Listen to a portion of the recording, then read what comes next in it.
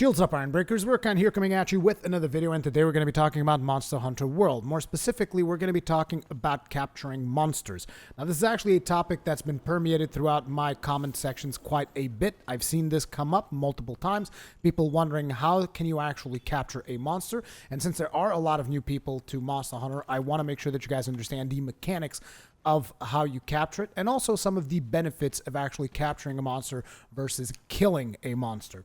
So, to start things off, the only main difference between killing and capturing a monster is that before you get to the point where you just flat out destroy this monster, you're going to essentially plant a trap and throw 2 tranquilizer bombs in his face. The monster's going to fall asleep, you capture the monster, okay? This is the main difference from your usual just chase the monster down until you actually kill him, okay? It's that there is an additional step in the process. That step is to shock and tranquilize that monster. Not just shock, there's actually another trap, which is the Pitfall Trap. We'll go over the benefits of each of these 2 traps before the end of this video. But yeah, there's 2 types of traps. You trap the monster. After you trap him, you put 2 tranquilizer bombs in his face, and you're pretty much good to go. So how do you go about making this process as simple as possible? Well, I've done 2 hunts for today's video. One of those hunts is a Dodogama, and the other one is an Azure Rathalos. So the main difference in these 2 hunts is that I am going to have maximum information about the Dodogama, and I am not going to have maximum information about the Azure Rathalos. So let's get started. First, on the Dodogama one. So you guys will notice that throughout this quest, I start gathering as many things from like tracks and stuff like that on the Dodogama as I possibly can in order to increase the level of my scout flies to its highest level. The reason for this is because this actually makes it easier for you to identify when a monster is ready to be captured. So basically keep this in mind. You'll want to make sure that before the monster dies, like you should have some notion of how long it takes you to kill a monster. So you got to be sure that before that monster dies, or if you think he's about to die, max out your scout levels before you get to that final blow, okay? Once you max out your scout levels, what they are going to be doing for you is if the monster is ready to be captured, you will actually see skulls appearing on top of the monster in the minimap. This indicates that he is pretty much on his last legs. He's ready to be taken down, and at that point, you can capture him. You can kill him as well, but you can capture him at that point. And if you are doing a capture quest, that is what you want to be doing. If the skull icons show up, that means he's ready. Now, at this point, if you are a beginner to trapping monsters, something that is usually a good idea, if you don't know necessarily how to use these traps and stuff, is like wait until the monster goes to another zone, because that will ensure that the monster is going to stay in that next zone long enough for you to lure him into your trap. Because sometimes if you're beating on the monster too hard and all of a sudden you run up to him and you put a trap, he might run away because he's about to die, and he knows he's about to die. He's going to try and run away to his nest. So keep that in mind. You know, if you still don't know how to work the traps, then consider that. On the subject of traps, if you happen to fail a trap, you can craft more traps. Even though you can only carry 1 shock trap at any given point, usually the quests provide you with what is called an easy shock trap. So the easy shock trap does not count towards your 1 trap limit. So you can have both a shock trap and an easy shock trap. If you don't know how to craft a shock trap, you are going to need the materials trap tool, which usually there's also one of these provided to you in the capture quests if you go to the supply box. But in case you want to get your materials before you actually leave on the quest, you can buy this at the supply store back in Astera. So trap tools plus thunderbugs create shock traps. So you can craft this from your crafting list. Again, like I said, you can only have 1 shock trap with you. So if you have a trap tool and a thunderbug and already a shock trap, this effectively gives you 2 shock traps because you use your shock trap and then you can craft another one in case you fail. Then there's also the Pitfall Trap. The Pitfall Trap is a little bit more complex, and that requires a net, which is crafted by using ivy plus spider web. And then you use that net with the trap tool and you can set up a pitfall trap. So the main difference is shock trap shocks monsters.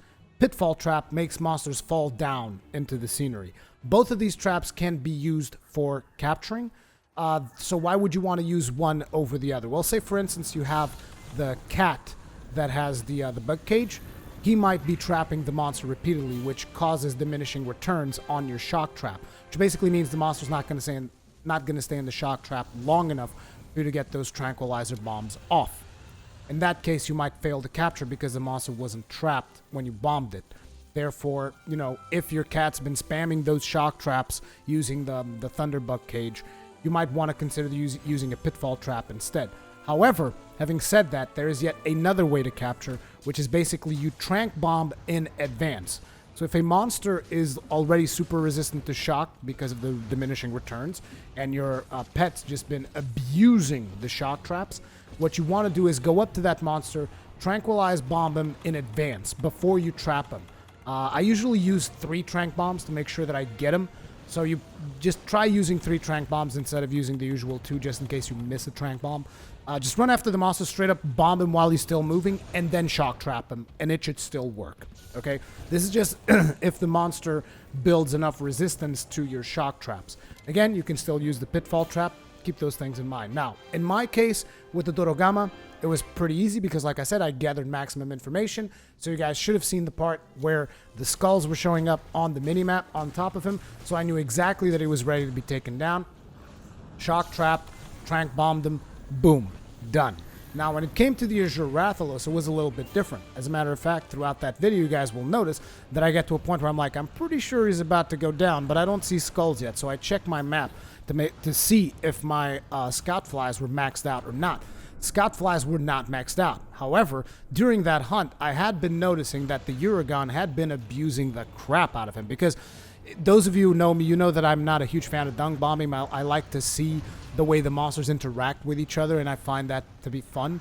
So I let the Uragon wail on that Azure Rathalos quite a bit. And I was like, okay, I'm pretty sure he's about to go down. This comes a little bit to experience as well. But then I had the confirmation when I just started observing the Azure Rathalos. I noticed that he was drooling, and I was like, yeah, he's definitely about ready. And then when he started moving, I noticed that he was limping. See, that's the other telltale sign. If you don't have your scout flies at maximum level, the skulls are not going to show up in the minimap, but you can still identify that the monster is limping. At which point, if the monster is limping, he's pretty much ready to be shocked and tranquilized bombs, which is why I just set myself up with a sweet little flash bomb, waited until he was about to leave, knocked him down. You could just wait for him to leave. Usually he goes to his nest, which is even easier to capture there because he goes to his nest for sleeping. So you just go up to his nest while he's sleeping, trap him right in the spot, give him 2 tranquilizer bombs, done. So there's multiple ways of doing this. Just be sure that the way you are doing it is a way that you are comfortable in doing it. So like if you're not sure that you can land the trap, let the monster run away to the next area, because he's going to stay in the next area for a little bit, usually enough for you to lure that monster into your trap and then tranquilize bomb him. But that's pretty much all there is to it, you guys. It's not necessarily rocket science. It's just you put down a trap, throw a couple of tranquilizer bombs on him, you're done. Remember, if the monster has built resilience to shock traps, you might want to consider bombing him before you do the shock trap. That should also work. I've managed to get that to work multiple times.